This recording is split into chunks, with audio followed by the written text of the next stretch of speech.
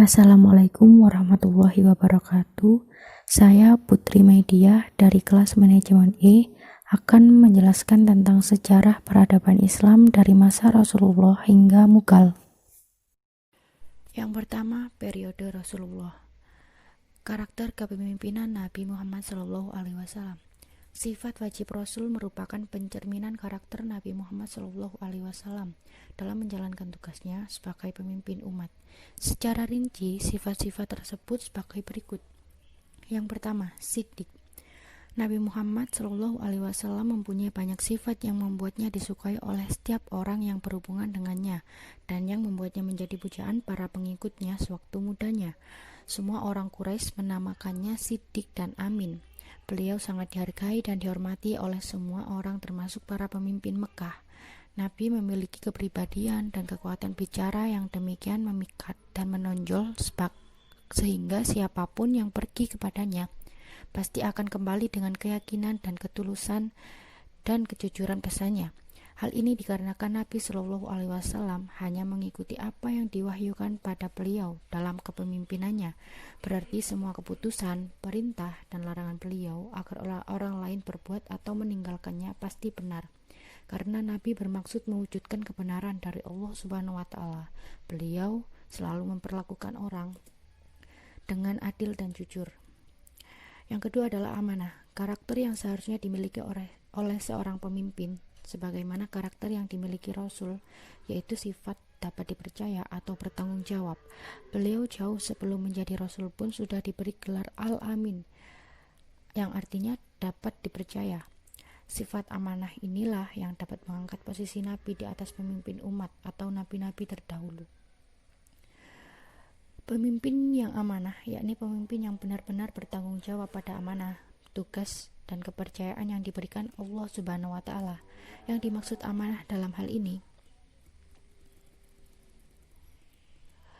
adalah apapun yang dipercayakan kepada Rasulullah Shallallahu Alaihi Wasallam meliputi segala aspek kehidupan, baik politik, ekonomi, maupun agama. Yang ketiga adalah tablik. Tablik merupakan sifat Rasul yang ketiga. Cara dan metodenya agar ditiru sasaran pertama adalah keluarga beliau. Lalu berdakwah ke segenap penjuru sebelum mengajarkan sesuatu, beliau yang terlebih dahulu melakukannya. Sifat ini adalah sebuah sifat Rasul untuk menyembunyikan informasi yang benar, apalagi untuk kepentingan umat dan agama. Beliau tidak pernah sekalipun menyimpan informasi berharga hanya untuk dirinya sendiri. Beliau sering memberikan berita gembira mengenai kemenangan dan keberhasilan yang akan diraih oleh pengikutnya di kemudian hari. Yang keempat adalah fatonah. Fatonah merupakan sifat Rasul yang keempat, yaitu akalnya panjang, sangat cerdas. Sebagai pemimpin yang selalu berwibawa, selain itu, seorang pemimpin juga harus memiliki emosi yang stabil, tidak gampang berubah dalam dua keadaan, baik itu di masa keemasan dan dalam keadaan terpuruk sekalipun. Menyelesaikan masalah dengan tangkas dan bijaksana. Sifat pemimpin adalah cerdas dan mengetahui dengan jelas apa akar permasalahan yang dia hadapi serta tindakan apa yang harus dia ambil untuk mengatasi permasalahan yang terjadi pada umat. Sang pemimpin harus mampu memahami betul apa saja bagian-bagian dalam sistem suatu organisasi atau lembaga tersebut. Kemudian, ia menyelaraskan bagian-bagian tersebut agar sesuai dengan strategi untuk mencapai sisi yang telah digariskan. Berikutnya adalah kemajuan pada zaman Rasulullah. Yang pertama, mulai dibangunnya Masjid Nabawi, persaudaraan antara kaum muslimin, yaitu kaum muhajirin dan juga kaum ansor, peletakan asas-asas ekonomi, politik, dan juga sosial. Dalam bidang politik, terdapat piagam yang berlaku bagi seluruh penduduk Yathrib. Piagam inilah yang oleh Ibnu Hashim disebut sebagai Undang-Undang Dasar Negara Islam atau Daulah Islamiyah yang pertama. Yang ketiga adalah ruang lingkup dakwah Islamiyah, tidak hanya untuk bangsa Arab atau hanya di Jazirah Arab saja. Rasul diangkat sebagai rahmatan lil alamin, maka dakwah adalah untuk seluruh umat dunia. Yang keempat adalah sistem ekonomi yang diterapkan oleh Rasulullah SAW, bersumber dari prinsip-prinsip Quran. Al-Quran yang merupakan sumber utama ajaran Islam telah menetapkan sebagai aturan sebagai hidayah atau petunjuk bagi umat manusia dalam aktivitas di setiap aspek kehidupannya, termasuk di bidang ekonomi. Setelah Nabi Muhammad wafat, beliau digantikan oleh para sahabat atau Khulafaur Rasyidin, dan sejak itu pula dimulailah zaman kekhalifahan. Yang kedua adalah periode Khulafaur Rasyidin. Karakter kepemimpinan para pemimpin Khulafaur Rasyidin. Yang pertama, Abu Bakar As-Siddiq 632 sampai 634 Masehi. Abu Bakar As-Siddiq merupakan pemimpin yang berani. Beliau berani menyampaikan kebenaran dalam mengantarkan umat Islam menuju kejayaan. Selain berani, beliau juga memiliki kejujuran, amanah, pendirian yang kuat dan tegas. Menurut Abu Bakar, jika itu benar, maka harus dibenarkan, dan yang salah tetaplah salah. Abu Bakar meminta kepada masyarakat untuk tetap taat kepadanya selama ia taat kepada Allah Subhanahu wa Ta'ala dan Rasul-Nya. Akan tetapi, jika ia melanggar perintahnya, mereka tidak wajib taat kepadanya. Beliau juga memiliki kesabaran yang tinggi dan rendah hati. Kesabaran beliau terlihat bahwa beliau tidak pernah memaksakan kehendak beliau sendiri. Beliau selalu menyertakan pendapat sahabat-sahabat yang lain. Kerendahan hati beliau terlihat ketika dipilih menjadi seorang pemimpin. Abu Bakar tidak pernah mencerminkan ambisi untuk memimpin. Beliau selalu merendahkan bahwa beliau sendiri tidak pantas untuk memimpin. Beliau juga sangat paham seluk-beluk tentang ilmu agama. Banyak pemimpin sekarang yang hanya paham birokrasi, tetapi tidak paham ilmu agama yang menjadi dasar hidupnya. Paham ilmu birokrasi dan ilmu agama menjadi hal yang penting dalam memimpin. Yang kedua adalah Umar bin Khattab 634 sampai 644 Masehi. Umar bin Khattab adalah pemimpin yang memiliki keberanian, kewibawaan, dan juga sederhana. Beliau adalah sosok pemimpin yang paling bertanggung jawab dengan kondisi rakyatnya, sehingga dalam salah satu falsafah hidup yang pernah diungkapkannya ialah, bagaimana mungkin aku bisa peduli terhadap nasib manusia jika aku tidak pernah merasakan apa yang mereka rasakan. Selain itu, beliau merupakan pemimpin yang adil, tegas, dan memiliki loyalitas yang tinggi serta bertanggung jawab. Tanggung jawab beliau ini dibuktikan pada saat beliau memimpin. Beliau selalu berpatroli mengontrol rakyatnya dan juga memikul penderitaan rakyatnya. Salah satu bentuk ketegasan Umar bin Khattab adalah ketika beliau memecat Khalid bin Walid sebagai panglima perang dengan pemikiran bahwa Umar merasa takut kalau umat Islam terlalu mendewakan Khalid bin Walid yang telah berhasil memimpin pasukannya meraih kemenangan dalam beberapa pertempuran, dan hal itu diterima dengan lapang dada oleh Khalid bin Walid. Yang ketiga adalah Utsman bin Affan 644 sampai 656 Masehi. Utsman adalah saudagar kaya yang sangat dermawan. Beliau adalah seorang pedagang kain yang sangat kaya, dan kekayaannya semata-mata beliau belanjakan untuk mencari dan mengharap keridhaan Allah, salah satunya untuk membangun dan menguatkan Islam. Seorang pemimpin yang memiliki jiwa kepemimpinan yang tinggi, memiliki jiwa sosial yang tinggi, beliau tidak segan-segan mengeluarkan harta kekayaannya untuk kepentingan agama dan masyarakat umum. Selama pemerintahannya, tidak ada seorang pun yang menyatakan kebencian terhadapnya. Ini dikarenakan karakternya yang lembut dan penuh kasih sayang. Beliau juga merupakan pemimpin yang sabar, ramah, dan juga adil kepada semua rakyatnya. Yang keempat adalah Ali bin Abi Thalib 656 sampai 661 Masehi. Ali merupakan pemimpin yang amanah dan jujur, bertanggung jawab, cerdas, dan selalu menyampaikan kebenaran. Beliau merupakan orang yang adil dalam memimpin. Hal ini dibuktikan ketika baju besi Ali bin Abi Thalib dicuri oleh seorang Nasrani. Ali bin Abi Thalib mengajaknya menemui hakim untuk memutuskan milik siapa, dan hakim memutuskan bahwa baju besi itu milik orang Nasrani. Ali bin Abi Thalib menerima keputusan tersebut karena merasa bersalah. Orang Nasrani tersebut mengembalikannya dan masuk Islam. Ia juga diketahui menguasai banyak masalah keagamaan yang mendalam. Selanjutnya adalah kemajuan yang dicapai pada Khulafaur Rasyidin. Yang pertama, munculnya gerakan pemikiran dalam Islam.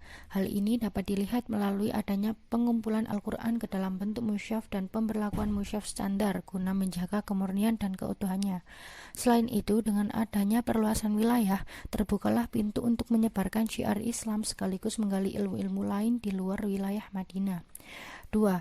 Dalam peradaban, pemerintah muslim berhasil membina kemaslahatan untuk melalui pendirian organisasi ataupun lembaga-lembaga pemerintahan dan aparatur negara, hukum dan sistem administrasi yang teratur dan terencana dengan baik sesuai dengan zamannya. 3. Pada masa Umar bin Khattab mengalami kemajuan seperti mendirikan Baitul Mal, mencetak mata uang negara, membentuk pasukan penjaga tapal batas, membentuk peraturan gaji pegawai pemerintah, dan membuat sarana komunikasi dan informasi.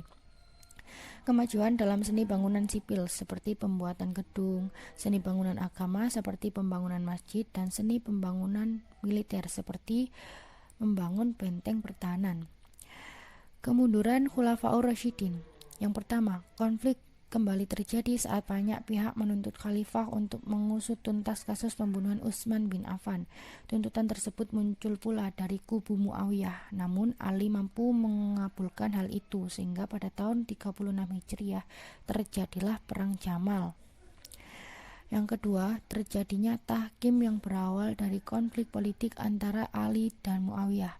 Konflik tersebut meruncing pada akhirnya menyeret keduanya pada sebuah pertempuran antar sesama muslim dalam perang Siffin pada tahun 37 Hijriah.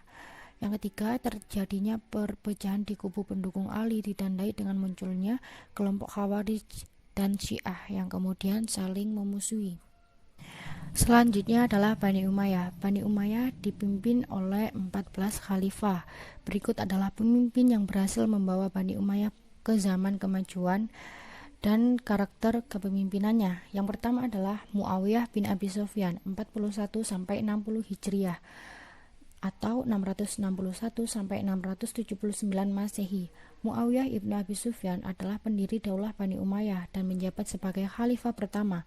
Ia memindahkan ibu kota dari Madinah Al-Munawwarah ke kota Damaskus dalam wilayah Suriah. Pada masa pemerintahannya, ia melanjutkan perluasan wilayah kekuasaan Islam yang terhenti pada masa Khalifah Utsman dan Ali.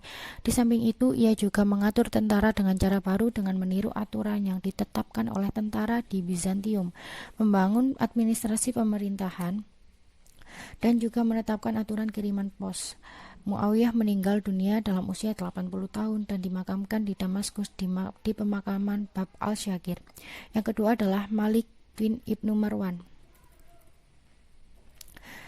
684 sampai 705 Masehi. Ia merupakan orang kedua yang terbesar dalam deretan para khalifah Bani Umayyah, sehingga ia disebut-sebut sebagai pendiri kedua bagi kedaulatan Bani Umayyah.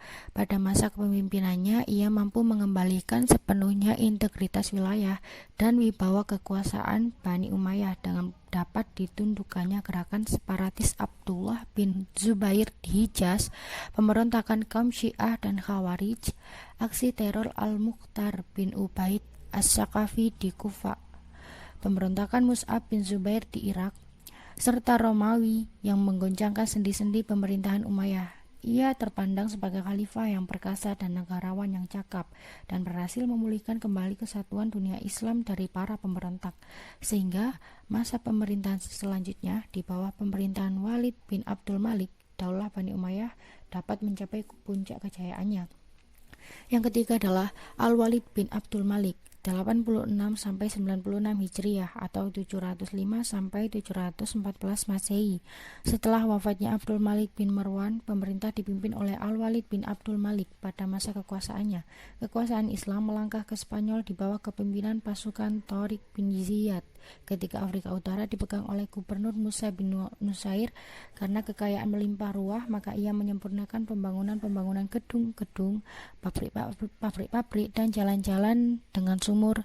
Ia membangun Masjid Al-Amawi yang terkenal hingga sekarang di Damaskus, membangun Masjid Al-Aqsa di Yerusalem, serta memperluas Masjid Nabawi di Madinah. Ia juga melakukan penyantunan kepada para yatim piatu, fakir, miskin, dan penderita cacat. Ia membangun rumah sakit bagi penderita kusta di Damaskus. Yang keempat adalah Umar bin Abdul Aziz 99 sampai 101 Hijriah atau 717 sampai 719 Masehi. Umar bin Abdul Aziz disebut-sebut sebagai khalifah ketiga yang besar dalam dinasti Bani Umayyah. Ia seorang yang takwa dan bersih serta adil. Ia banyak menghabiskan waktunya di Madinah, di kota di mana ia menjadi gubernur pada masa Al-Walid, untuk mendalami ilmu agama Islam, khususnya hadis. Sebelumnya ia merupakan pejabat yang kaya akan ilmu dan harta. Namun ketika menjadi khalifah, ia berubah menjadi orang yang zahid, sederhana, bekerja keras, dan berjuang tanpa henti sampai akhir hayatnya. Ia bahkan mengembalikan sebagian besar hartanya berupa tanah dan perhiasan istrinya ke Baitul Mal. Umar wafat pada usia 39 tahun setelah berkuasa kurang lebih selama 2 tahun. Dan jasadnya dimakamkan di Dair Simon dekat Hira. Selanjutnya adalah kemajuan pada masa Bani Umayyah. Yang pertama adalah wilayah kekuasaan dan perpolitikan. Ekspansi atau perluasan wilayah secara besar-besaran di daerah-daerah itu meliputi Spanyol, Afrika Utara, Syria, Palestina, Jazirah Arabia, Irak, sebagian Asia Kecil, Persia, Afghanistan, daerah yang sekarang disebut Pakistan, Turkmenia, Uzbek, dan Kirgiz di Asia Tengah. Yang kedua yaitu mendirikan dinas pos dan tempat-tempat tertentu dengan menyediakan kuda yang lengkap dengan peralatan di sepanjang jalan. Selanjutnya, mencetak mata uang dengan kata-kata dan juga tulisan Arab. Yang keempat, Khalifah Abdul Malik juga berhasil melakukan pembenahan administrasi pemerintahan dan pemberlakuan bahasa Arab sebagai bahasa resmi administrasi pemerintahan Islam. Keberhasilan Khalifah Abdul Al-Malik diikuti oleh putranya Al-Walid bin Abdul Al-Malik 705 sampai 715 Masehi, seorang yang berkemauan keras dan berkemampuan melaksanakan pembangunan. Dia membangun panti-panti untuk orang cacat. Selanjutnya, pembangunan jalan-jalan raya yang menghubungkan suatu daerah dengan daerah lainnya, pabrik-pabrik, gedung-gedung pemerintahan, dan masjid-masjid yang megah. Yang keenam, pada aspek politik, Bani Umayyah menyusun tata pemerintahan untuk memenuhi tuntutan pembangunan wilayah dan perkembangan wilayah, serta administrasi negara yang lebih teratur. Selanjutnya, perkembangan keilmuan pada masa dinasti Umayyah, yaitu A. Pengembangan bahasa Arab pada dinasti Umayyah. Bahasa Arab dijadikan bahasa resmi dalam tata usaha negara dan pemerintahan sehingga pembukuan dan surat menyurat menggunakan bahasa Arab. Ada ilmu qiraat, ilmu tafsir, ilmu hadis, ilmu fikih, ilmu nahwu, ilmu geografi, dan tarik, usaha penerjemahan, dan selanjutnya adalah seni budaya. Pada masa Bani Umayyah ini berkembang seni arsitektur terutama setelah ditaklukkannya Spanyol oleh Tariq bin Ziyad.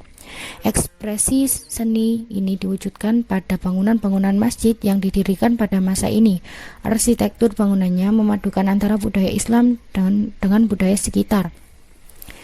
Selanjutnya, kemunduran Bani Umayyah. Secara garis besarnya, sebab keruntuhan Bani Umayyah adalah 1. Sistem pergantian khalifah melalui garis keturunan adalah merupakan suatu hal yang baru bagi tradisi Arab yang lebih mementingkan aspek senioritas. Pengaturannya tidak jelas. Ketidakjelasan sistem pergantian khalifah menyebabkan terjadinya persaingan yang tidak sehat di kalangan anggota keluarga istana. Latar belakang terbentuknya dinasti Umayyah tidak bisa dipisahkan dari konflik-konflik yang terjadi di masa Ali. Sisa-sisa Syiah, para pengikut Ali, dan Khawarij terus menjadi kegerakan oposisi, baik secara terbuka seperti di masa awal dan akhir maupun secara tersembunyi seperti di masa pertengahan kekuasaan Bani Umayyah. Penumpasan terhadap gerakan ini banyak menyedot kekuatan pemerintah. Yang ketiga, pada masa kekuasaan Bani Umayyah, pertentangan antara etnis antara suku Arabia Utara, Bani Qais, dan Arabia Selatan, Bani Kalb, yang sudah ada sejak zaman sebelum Islam, makin meruncing. Perselisihan ini mengakibatkan para penguasa Bani Umayyah mendapat kesulitan untuk menggalang persatuan dan kesatuan. Di samping itu, sebagian besar golongan Mawali atau non-Arab, terutama di Irak dan wilayah bagian timur lainnya, merasa tidak puas karena status Mawali itu menggambarkan suatu inferioritas ditambah dengan keangkuhan bangsa Arab yang diperlihatkan pada masa Bani Umayyah. Yang keempat, lemahnya pemerintahan daulat Bani Umayyah juga disebabkan oleh sikap hidup mewah di lingkungan istana, sehingga anak-anak khalifah tidak sanggup memikul beban berat kenegaraan tatkala mereka mewarisi kekuasaan. Di samping itu, golongan agama banyak kecewa karena perhatian penguasa terhadap perkembangan agama sangat kurang. Penyebab langsung tergulirnya kekuasaan dinasti Umayyah adalah Munculnya kekuatan baru yang dipelopori oleh keturunan Al-Abbas Abdul Ibnu Muthalib. Gerakan ini mendapat dukungan dari Bani Hashim dan golongan Syiah dan kaum Mawali yang merasa dikelas duakan oleh pemerintah Bani Umayyah. Selanjutnya adalah periode Bani Abbasiyah. Bani Abbasiyah dipimpin oleh para khalifah yang berjumlah 37.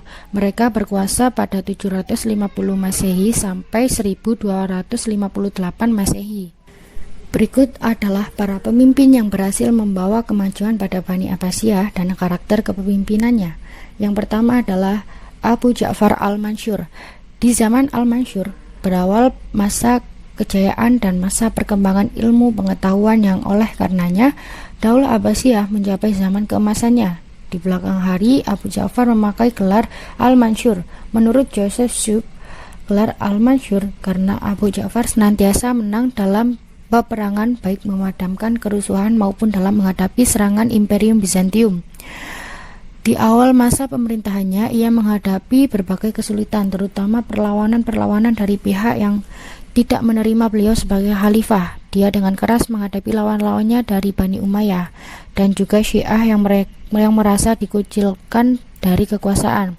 Untuk mengamankan kekuasaannya, tokoh-tokoh besar yang mungkin menjadi saingan baginya satu persatu disingkirkan. Masa 10 tahun terakhir pemerintahan Al-Mansur itu adalah masa aman dan damai dan kemakmuran yang melimpah hingga seluruh perhatian tertuju pada negeri tersebut. Gerakan membangun ilmu secara besar-besaran dirintis oleh Khalif Al-Mansur. Ia menarik banyak ulama dan para ahli dari berbagai daerah untuk datang dan tinggal di Baghdad. Ia merangsang pembukaan ilmu agama seperti fikih, tafsir, tauhid, hadis, dan ilmu lain seperti bahasa dan ilmu sejarah. Yang kedua adalah Harun ar-Rasyid. Daulah Abbasiyah mencapai puncak kejayaannya pada masa pemerintahan Harun ar-Rasyid, seorang khalifah yang taat beragama, salih, dermawan, hampir bisa disamakan dengan Khalifah Umar bin Abdul Aziz dari Bani Umayyah. Jabatan khalifah tidak membuatnya terhalang untuk turun ke jalan-jalan pada malam hari. Tujuannya untuk melihat keadaan rakyat yang sebenarnya. Ia ingin melihat apa yang terjadi dan menimpa kaum lemah dengan mata kepalanya sendiri, untuk kemudian memberikan bantuan. Pada masa itu, Baghdad menjadi mercusuar di kota impian 1001 malam yang tidak ada tandingannya di dunia pada abad pertengahan. Daulah Abbasiyah pada masa itu mempunyai wilayah kekuasaan yang luas, membentang dari Afrika Utara sampai ke Hindukush, India. Kekuatan militer yang dimilikinya juga sangat luar biasa. Suasana negara yang aman dan damai membuat rakyat menjadi tentram. Harun merupakan pemimpin yang sangat bertanggung jawab, adil, dan sangat mementingkan rakyatnya. Bahkan pada masa pemerintahan Harun ar-Rasyid sangat sulit mencari orang yang akan diberikan zakat, infak, dan sedekah karena tingkat kemakmuran penduduknya merata. Selanjutnya adalah kemajuan pada masa Bani Abbasiyah. Yang pertama, gerakan penerjemahan. Pelopor gerakan penerjemahan pada awal pemerintahan Daulah Abbasiyah adalah Khalifah Al-Mansur yang juga membangun ibu kota Baghdad. Pada awal penerjemahan, naskah yang diterjemahkan terutama dalam bidang astrologi, kimia, dan kedokteran. Kedua, dalam bidang hukum Islam. Pada masa Khalifah Harun ar-Rasyid, hidup para ahli baca Al-Quran dan para ulama di bidang agama. Karya pertama yang diketahui adalah Majmu' al-Fiqih karya Zaid bin Ali 122 Hijriah atau 740 Masehi yang berisi tentang fikih Syiah Zaidiyah. Hakim aku yang pertama adalah Abu Hanifah 150 Hijriah atau 767 Masehi. Yang ketiga, perkembangan ekonomi. Ketika ar-Rasyid memerintah, negara dalam keadaan makmur dan kekayaan melimpah. Ekonomi Imperium Abbasiyah digerakkan oleh perdagangan. Sudah terdapat berbagai macam industri seperti kain linen di Mesir, sutra dari Syria dan Irak, kertas dari Samarkand, serta berbagai produk pertanian seperti gandum dari Mesir dan kurma di Irak. Yang keempat, bidang peradaban. Masa Abbasiyah menjadi tonggak puncak peradaban Islam. Khalifah-khalifah Bani Abbasiyah secara terbuka mempelopori perkembangan ilmu pengetahuan dengan mendatangkan naskah-naskah kuno dari berbagai pusat peradaban sebelumnya untuk kemudian diterjemahkan, diadaptasi, dan diterapkan di dunia Islam. Yang kelima, ilmu tasyawuf. Dalam bidang ilmu tasyawuf juga muncul ulama-ulama yang terkenal pada masa pemerintahan Daulah Bani Abbasiyah.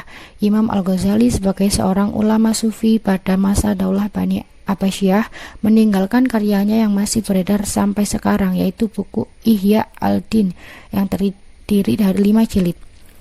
Yang keenam, ilmu matematika. Terjemahan dari bahasa asing ke bahasa Arab menghasilkan karya di bidang matematika. Di antara ahli matematika Islam yang terkenal adalah Al-Khawarizmi. Yang ketujuh adalah ilmu farmasi. Di antara ahli farmasi pada masa Bani Abbasiyah adalah Ibnu Baitar. Karyanya yang terkenal adalah Al-Mughni, berisi tentang obat-obatan, Jami Al-Mufradat Al-Adawiyah, berisi tentang obat-obatan dan makanan bergizi. Yang kedelapan, ilmu kedokteran. Pada mulanya ilmu kedokteran telah ada pada saat Bani Umayyah. Ini terbukti dengan adanya sekolah tinggi kedokteran Yundisapur dan Haran. Dinasti Abbasiyah telah banyak melahirkan dokter terkenal, di antaranya sebagai berikut. Yang pertama, Hunain Ibnu Ishaq 804-874 Masehi, terkenal sebagai dokter yang ahli di bidang mata dan penerjemah buku-buku dari bahasa asing ke bahasa Arab. Ar-Razi 809-1036 Masehi, terkenal sebagai dokter yang ahli di bidang penyakit cacar dan campak. Ia adalah kepala dokter rumah sakit di Baghdad. Buku karangannya di bidang ilmu kedokteran adalah Al-Ahwi. Yang ketiga adalah Ibnu Sina 980-1036 Masehi, yang karyanya yang terkenal adalah Al-Kanun fi at-Tib dan dijadikan sebagai buku pedoman bagi universitas di Eropa dan negara-negara Islam. Yang keempat adalah Ibnu Rashid 520-595 Masehi, terkenal dengan dokter perintis di bidang penelitian pembuluh darah, penyakit cacar, dan lain-lain. Selanjutnya adalah kemunduran Bani Abbasiyah. Faktor internal. Yang pertama adalah mayoritas khalifah Bani Abbasiyah periode akhir lebih mementingkan urusan pribadi dan melalaikan tugas dan kewajiban mereka terhadap negara. Selanjutnya, luasnya wilayah kekuasaan kerajaan Abbasiyah, sementara komunikasi pusat dengan daerah sulit dilakukan. Bersamaan dengan itu, tingkat saling percaya di kalangan para penguasa dan pelaksana pemerintah sangat rendah. Ketiga, semakin kuatnya pengaruh keturunan Turki mengakibatkan kelompok Arab dan Persia menaruh kecemburuan atas posisi mereka. Yang keempat, dengan profesionalitas angkatan bersenjata, ketergantungan khalifah kepada mereka sangat tinggi. Yang kelima, permusuhan antar kelompok suku dan kelompok agama. Lantas merajalelanya korupsi di kalangan pejabat. Faktor eksternal, yaitu A. Perang salib yang sedang berlangsung beberapa gelombang dan menelan banyak korban. Yang kedua, penyerbuan tentara Mongol di bawah pimpinan Hulagu Khan yang menghancurkan Baghdad hingga rata dengan tanah. Jatuhnya Baghdad pada tahun 1258 ke tangan bangsa Mongol bukan saja mengakhiri kekuasaan Khalifah Bani Abbasiyah di sana, tetapi juga merupakan awal dari masa kemunduran politik dan peradaban Islam. Karena Baghdad sebagai pusat kebudayaan dan peradaban Islam yang sangat kaya dengan khasanah, ilmu pengetahuan itu ikut pula lenyap. Di bumi hanguskan oleh pasukan Mongol yang dipimpin oleh Hulagu Khan. Kemudian muncul kerajaan Safawiyah di Iran, kerajaan Utsmani di Turki, dan kerajaan Mughal di India. Selanjutnya adalah periode Turki Utsmani. Para pemimpin yang berhasil membawa kemajuan pada Turki Utsmani dan karakter kepemimpinannya adalah sebagai berikut. Yang pertama adalah Utsman I. Utsman merupakan pemimpin yang berani. Terbukti ketika ia memimpin ketika para pasukan Nasrani Bizantium bersatu menghancurkan kerajaan Turki yang baru berdiri dan dipimpin oleh Utsman I. Utsman dan pasukannya dengan menyongsong pasukan salibis, dia bahkan terjun langsung ke medan perang dengan izin Allah, sehingga Utsman berhasil menghancurkan pasukan Romawi. Utsman merupakan pemimpin yang bijaksana dan sabar. Sifat sabarnya ini tampak ketika ia hendak menaklukkan kota Burusah yang dikenal sangat sulit dan dilakukan bertahun-tahun sehingga kota Burusah dapat ditaklukkan. Utsman adalah pribadi yang tepat janji dan memiliki daya tarik keimanan yang sangat kuat. Sifat ini tampak ketika Ikrinus, pemimpin Burusah, berinteraksi dengannya sehingga kemudian dia masuk Islam. Banyak komandan Bizantium yang terpengaruh dengan kepribadian Utsman dan metode yang dilakoninya, sehingga banyak di antara mereka yang bergabung dengan tentara-tentara Utsmaniyah. Yang kedua, karakter kepemimpinan Mehmed II atau Muhammad Al-Fatih. Capaian yang paling dikenal luas adalah penaklukan Konstantinopel pada tahun 1453 yang mengakhiri riwayat Kekaisaran Romawi Timur, menjadikannya mendapat julukan Sang Penakluk. Keberaniannya melawan para tentara Bizantium sangatlah luar biasa. Beliau memiliki kepercayaan diri yang tinggi sehingga bisa menaklukkan Konstantinopel. Sultan Muhammad Al-Fatih memiliki sifat lembut dan adil. Hal ini dibuktikan saat dia memimpin peperangan untuk meruntuhkan Konstantinopel. Beliau begitu yakin bahwa Konstantinopel telah berada di ambang kehancurannya. Meskipun demikian, Sultan Al-Fatih ingin memasuki kota itu dengan cara damai, yaitu dengan cara mengirimkan surat untuk berunding dengan Kaisar Konstantin. Semasa hidupnya, beliau merupakan pemimpin yang saleh dan pintar. Dia tidak pernah meninggalkan sholat fardu, sholat sunnah, sholat tahajud, dan berpuasa. Sejak ia berusia 8 tahun, ia telah menghafal Al-Quran dan menguasai 7 bahasa berbeda, yaitu Arab, Latin, Yunani, Serbia, Turki, Parsi, dan Ibrani. Yang ketiga adalah karakteristik kepemimpinan Sultan Selim I. Selim I juga dikenal dengan si murung atau si pemberani. Ia menyerang dan menghancurkan Kesultanan Mamluk dalam pertempuran Marj-Dabi dan Ar-Raidania yang menyebabkan direbutnya Suriah, Palestina, dan Mesir. Ia juga memperluas kekuasaan Utsmaniyah hingga ke kota suci Mekah dan Madinah. Ia memiliki kepribadian yang keras. Hati Sultan Selim I dikenal dengan seorang sultan yang alim, memiliki sifat-sifat yang utama dan cerdik. Dia sosok yang memiliki perilaku yang baik, memiliki pandangan-pandangan brilian, bervisi, dan berkemauan keras. Dia memahami 3 bahasa sekaligus, Arab, Persia, dan Turki. Dia berhasil mengatur pemerintahan dengan cara yang sangat memuaskan dan selalu memikirkan kondisi rakyatnya. Selim merupakan salah satu penguasa Utsmani yang paling berhasil dan dihormati, giat dan bekerja keras. Yang keempat adalah karakter kepemimpinan Sultan Sulaiman I. Ia adalah seorang penguasa kuat yang merakyat. Baginya, setiap rakyat di Kesultanan Utsmani memiliki hak yang sama. Tidak ada pemberadaan pangkat dan derajat. Kebebasan dan toleransi menjalankan kehidupan beragama pun dijunjungnya. Tak heran jika pada masa kekuasaan umat Islam serta Yahudi dapat hidup dengan aman dan damai. Salah satu upaya penting yang dilakukan Sulaiman agar pemerintahannya yang kuat dicintai rakyat adalah dengan memilih gubernur yang benar-benar berkualitas. Ia memilih gubernur yang mewakilinya di setiap provinsi dengan selektif dan ketat. Popularitas dan status sosial tak menjadi syarat dalam mencari kandidat gubernur. Agar tak kecolongan, ia sendiri yang turun tangan langsung menyelidiki jejak rekam serta kepribadian setiap calon gubernur. Selanjutnya adalah kemajuan Turki Utsmani. Yang pertama di bidang kemiliteran. Seorang tokoh yang menonjol dalam pengembangan militer kerajaan Turki Utsmani adalah Sultan Orhan. Dia berhasil mengatasi kerusuhan yang terjadi dalam lembaga kemiliteran sekaligus mengadakan pembaruan. Yang kedua pada bidang ekspansi. Pada periode pertama, Turki Utsmani berhasil menaklukkan beberapa wilayah dan juga memperluas daerah kekuasaannya. Selanjutnya di bidang ilmu pengetahuan dan budaya. Kebudayaan Turki Utsmani merupakan hasil perpaduan berbagai kebudayaan seperti kebudayaan Persia, Bizantium, dan Arab. Dan kebudayaan Persia, mereka banyak mengambil ajaran-ajaran beretika dan bertata krama dalam istana raja-raja.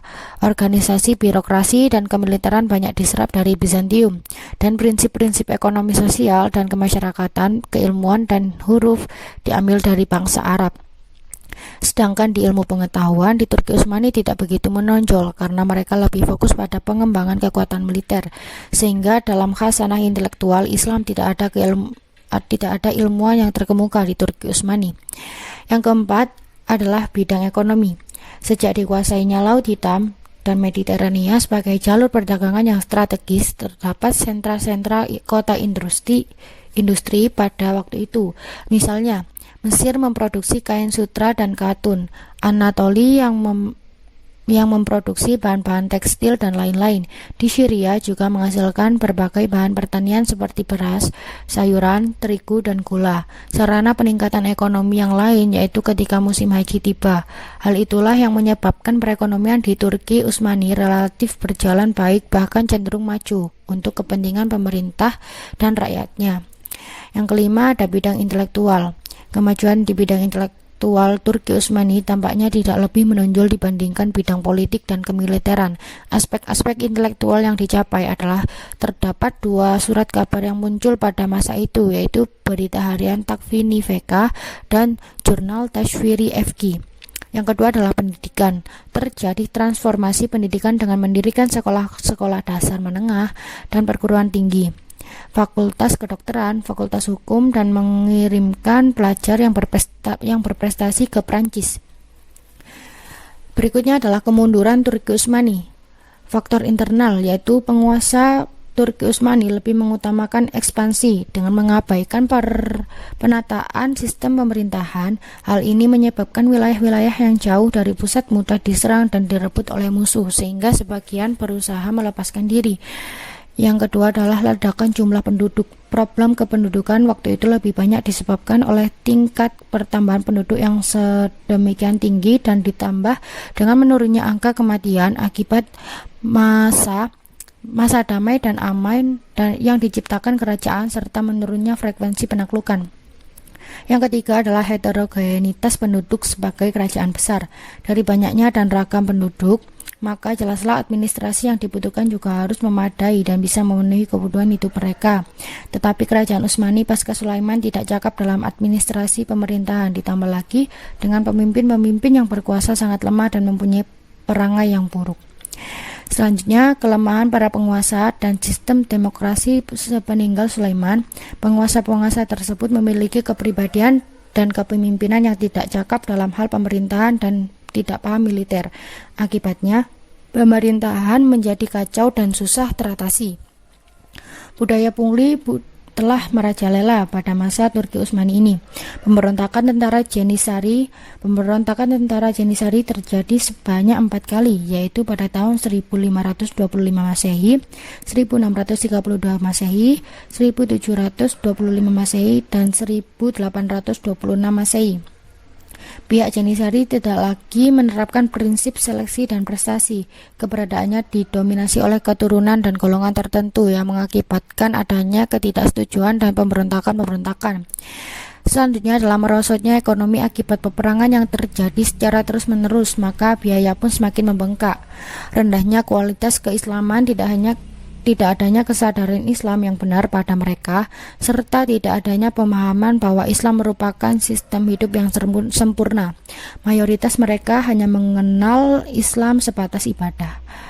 Yang terakhir adalah gonta-ganti pejabat gampang mengganti pejabat wilayah, khususnya pada masa akhir kekuasaannya. Sedangkan faktor eksternalnya yaitu timbulnya gerakan nasionalisme. Bangsa-bangsa yang tunduk pada kerajaan Turki selama berkuasa mulai menyadari kelemahan dinasti tersebut. Mereka bangkit untuk melepaskan diri dari cengkraman kerajaan tersebut. Terjadinya kemajuan teknologi di barat, khususnya dalam bidang persenjataan. Sementara itu, di Turki terjadi stagnasi ilmu pengetahuan, sehingga ketika terjadi kontak senjata antara kekuasaan Turki dengan kekuatan Eropa, konspirasi Yahudi menjatuhkan khilafah menurut Syekhul Islam Mustafa Sabri Mustafa Kamal memiliki hubungan yang kuat dengan kelompok Yahudi. Yang keenam adalah periode Safawiyah. Para pemimpin dinasti Safawiyah berjumlah 17. Mereka berkuasa pada tahun 1252 hingga 1736 Masehi. Para pemimpin yang berhasil membawa kemajuan pada dinasti Safawiyah dan karakter kepemimpinannya adalah sebagai berikut. Yang pertama adalah Ismail I. Ismail I merupakan orang yang mendirikan dinasti Safawiyah. Ia berkuasa kurang lebih 3 tahun. Pada saat pemerintahnya, dinasti Safawiyah mengalami kemajuan di awal berdirinya seperti perluasan wilayah. Ia juga dapat menganjurkan sisa-sisa kekuasaan Akkayunlu di Hamadan 1503 Masehi, menguasai provinsi Kaspia di Mazandaran, Gurgan, dan Yazd pada tahun 1504 Masehi, Diyarbakir, Baghdad, dan daerah barat daya Persia pada tahun 1508 Masehi, Sirwan 1509 Masehi, dan Khurasan pada tahun 1510 Masehi. Ismail I hanya memerlukan waktu selama 10 tahun untuk menguasai seluruh Persia. Yang kedua adalah Shah Abbas I. Ia seorang raja yang kuat, sehingga bisa memulihkan kondisi pemerintahan dinasti Safawiyah. Sebelum diperintah oleh Abbas I, kondisi dinasti Safawiyah dalam keadaan kacau balau karena banyak mengalami peperangan dan konflik baik di dalam negeri maupun luar negeri. Dengan munculnya Abbas I sebagai pemimpin, dinasti Safawiyah mulai bangkit kembali karena Abbas I mampu membebaskan dinasti Safawiyah dari kondisi kekacauan serta ia bisa menciptakan kondisi politik dan ekonomi yang stabil. Shah Abbas I merupakan pemimpin yang bersemangat dan pemberani di dalam pemerintah. Ia juga mempunyai keinginan untuk mewujudkan keadilan dan kesejahteraan bagi rakyatnya. Ia juga merupakan pemimpin yang berhasil mengendalikan stabilitas politik yang sangat membantu dalam memacu perekonomian negaranya. Kemajuan pada dinasti Safawiyah. Yang pertama pada bidang ekonomi. Keberhasilan Abbas I mengendalikan stabilitas politik yang sangat membantu dan memacu perkembangan perekonomian negara. Pada masa tersebut pembangunan industri sangat maju, terutama industri kerajinan rakyat. Produksi yang menghasilkan karpet, antal, permadani, sutra, bludru, damas, kain satin, kain tuf, bahkan mendirikan pabrik yang memproduksi barang-barang mewah. Yang kedua pada bidang ilmu pengetahuan. Pada masa kerajaan Safawi, rasionalisme dan filsafat serta kesusastraan mulai hidup kembali, meskipun tidak seperti pada masa raja-raja Abbasiyah pertama. Dalam hal ini, kerajaan Safawi mungkin dapat dikatakan lebih berhasil dibandingkan dengan kerajaan besar lainnya, yakni Utsmani di Turki dan Mughal di India. Pada masa tersebut, Bahasa al-Din al-Amili merupakan tokoh yang dikenal dengan generalis ilmu pengetahuan pada zaman itu. Selain itu, seorang ilmuwan Muhammad Baqir Ibnu Muhammad Damad juga pernah melakukan penelitian tentang lebah. Bidang pembangunan fisik dan seni. Di kota ini didirikan pembangunan besar serta indah, seperti masjid-masjid, sekolah-sekolah, rumah sakit, jembatan raksasa di atas Zenda Rut, dan istana Chilsutun. Kemajuan dalam bidang seni terlihat pada gaya arsitektur bangunan-bangunannya, seperti pada Masjid Shah yang dibangun pada tahun 1611 Masehi dan Masjid Syekh Lutfullah yang dibangun pada tahun 1603 Masehi. Unsur seni lainnya juga terlihat dalam bentuk kerajinan tangan, keramik, karpet, permadani, pakaian, dan tenunan. Seni lukis mulai dirintis sejak zaman Raja Ismail I membawa seorang pelukis timur yang bernama Bizat ke Tabriz pada tahun 1522 Masehi. Yang keempat ada bidang politik dan pemerintahan. Sebagaimana lazimnya kekuatan politik suatu negara ditentukan oleh kekuatan angkatan bersenjata, pembenahan administrasi negara, penguatan sistem pertahanan ibu kota, dan hubungan diplomasi dengan negara lain, serta menjaga agar tidak terjadinya perpecahan. Inilah secara umum 5 hal yang dilakukan Shah Abbas I dalam menjamin kemajuan dinasti Safawi. Shah Abbas I juga telah melakukan langkah politiknya. Yang pertama, membangun angkatan bersenjata dinasti Safawi yang kuat, besar, dan modern. Selanjutnya ada sosial kemasyarakatan. Pada zaman Khudabanda 1666 Masehi, Isfahan 162 masjid, 48 perguruan, karavansaris, dan tempat pemandian umum yang seluruhnya dibangun oleh Tahmasab I. Shah Abbas sebagai pelanjut dari keduanya berhasil membuat Safawi secara keseluruhan menjadi negara yang hidup makmur, terhindar dari perang yang biasanya terjadi, sehingga di masa Abbas I dinyatakan sebagai puncak kemasan kerajaan tersebut. Selanjutnya adalah pemikiran dan filsafat.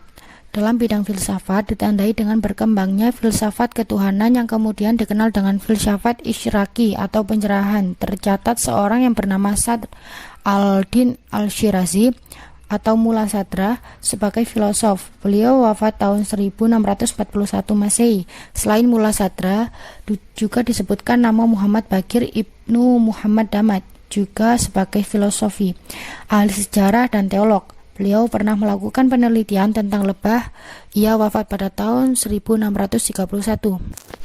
Masa kemunduran dan kehancuran dinasti Safawiyah. Yang pertama adalah sepeninggalnya Raja Abbas I yang memerintah selama 40 tahun, kerajaan Abbasiyah mulai mengalami kemunduran. Hal ini disebabkan raja-raja yang memerintah sepeninggal Abbas I lemah dan kurang mampu menjalankan pemerintah dengan baik, yang akhirnya membawa kehancuran. Yang kedua, seringnya terjadi konflik internal dalam bentuk perebutan kekuasaan di kalangan keluarga istana sendiri. Dekadensi moral yang melanda sebagian para pembesar kerajaan Safawi, misalnya Abbas II, sangat menggemari minum minuman keras. Begitu juga Shah Sulaiman, di samping pecandu narkotika, juga menggemari kehidupan malam bersama harem-haremnya selama 7 tahun tanpa sekalipun menyempatkan diri menangani urusan pemerintahan. Demikian juga Sultan Hussein, tidak jauh berbeda dengan mereka berdua. Pasukan Ghulam atau budak-budak yang dibentuk oleh Abbas I tidak memiliki semangat perang yang tinggi seperti Ghizilbas. Hal ini disebabkan karena pasukan ini tidak dipersiapkan secara terlatih dan tidak melalui suatu proses pendidikan rohani seperti halnya pasukan Ghizilbas. Yang terakhir adalah konflik berkepanjangan dengan kerajaan Utsmani yang menganggap kerajaan Safawi yang beraliran Syiah itu sebagai ancaman langsung terhadap wilayah kekuasaannya. Konflik antara dua kerajaan tersebut telah berlangsung lama, walaupun pernah terhenti ketika tercapai perdamaian pada masa Abbas I. Namun tak lama kemudian Shah Abbas meneruskan konflik tersebut. Setelah itu tidak ada lagi perdamaian antara kedua kerajaan tersebut. Yang terakhir ada kerajaan Mughal. Para pemimpin Mughal berjumlah 19. Mereka memimpin pada tahun 1526 sampai 1857. Para pemimpin yang berhasil membawa kemajuan pada dinasti Mughal dan karakter kepemimpinannya adalah yang pertama, yaitu Sultan Jalaluddin Akbar. Jalaluddin Muhammad Akbar merupakan salah satu kaisar dinasti Mughal yang terhebat dan juga memperluas perlindungannya pada seni dan budaya. Jalaluddin Muhammad Akbar fokus pada pembentukan pemerintahan yang stabil untuk memerintah kerajaannya yang luas. Prinsip-prinsip administrasi yang dianutnya didasarkan pada kesejahteraan moral rakyatnya. Pemerintahan Akbar terkenal akan toleransinya dalam beragama yang luas dan berpandangan. Akbar sendiri sejatinya merupakan pribadi yang sangat religius, namun ia tidak pernah berusaha untuk memaksakan pandangan agamanya sendiri terhadap siapapun. Ia juga menghapuskan pajak diskriminatif berdasarkan agama. Dia memfasilitasi pembangunan kuil-kuil dan bahkan gereja-gereja di kerajaannya. Akbar merupakan orang yang ahli dalam seni dan budaya. Meskipun dirinya sendiri tidak dapat membaca ataupun menulis, dia suka meminta orang untuk membacakan kepadanya berbagai ilmu mengenai seni, sejarah, filsafat, dan agama. Yang kedua adalah Shah Jahan. Di masa kekuasaan Shah Jahan, kerajaan Mughal mencapai puncak kejayaannya. Ia dikenal tegas dalam menindak pembesar kerajaan yang tidak jujur. Ia dikenal dengan sifat adil, bijaksana, dan masa pemerintahannya merupakan periode sejarah Mughal yang amat makmur. Shah Jahan juga membangun beberapa bangunan seperti Taj Mahal, Benteng Merah, dan bangunan-bangunan lainnya.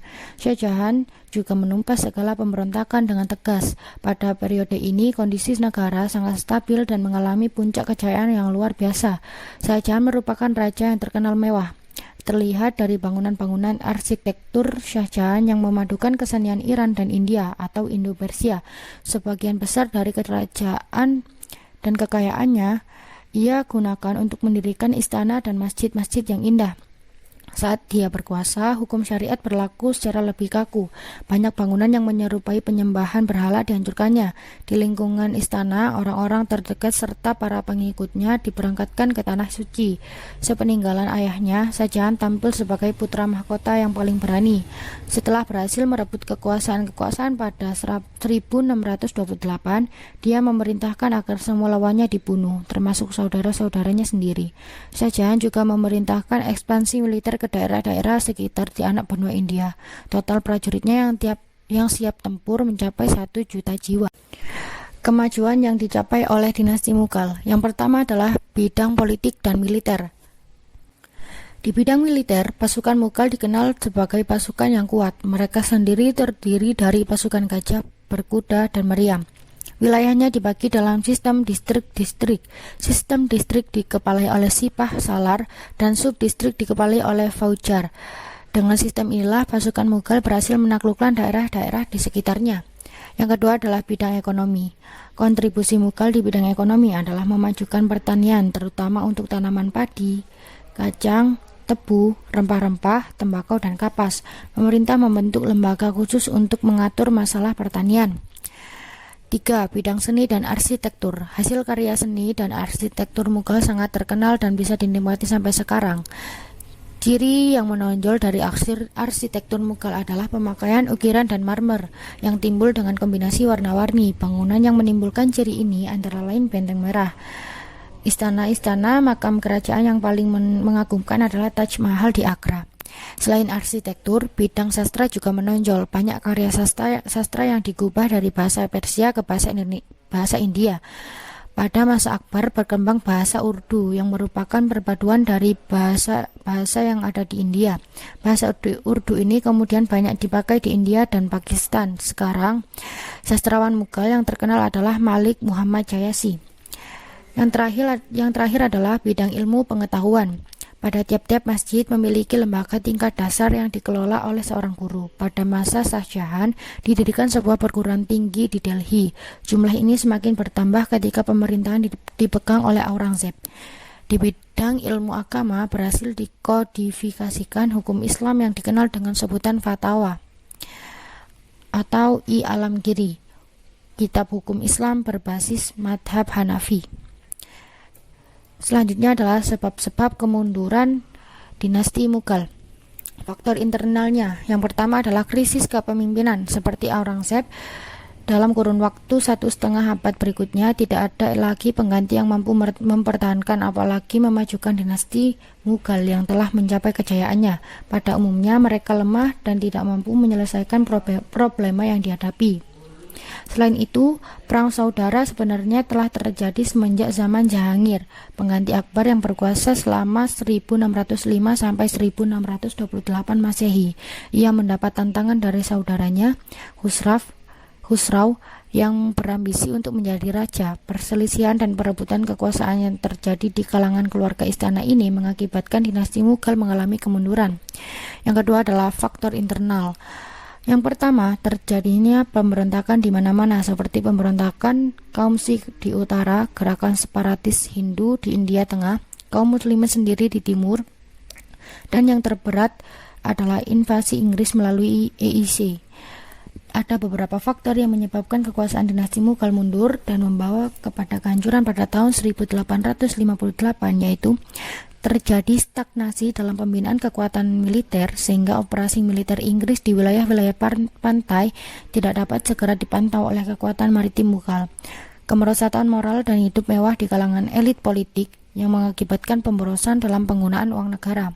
Pendekatan Aurangzeb yang terlampau kasar dalam melaksanakan ide-ide Puritan dan kecenderungan asketisnya sehingga konflik antaragama sangat sukar diatasi oleh sultan-sultan sesudahnya. Semua pewaris tahta kerajaan pada paruh terakhir adalah orang-orang lemah dalam bidang kepemimpinan. Sekian penjelasan dari saya. Apabila ada salah kata, mohon maaf.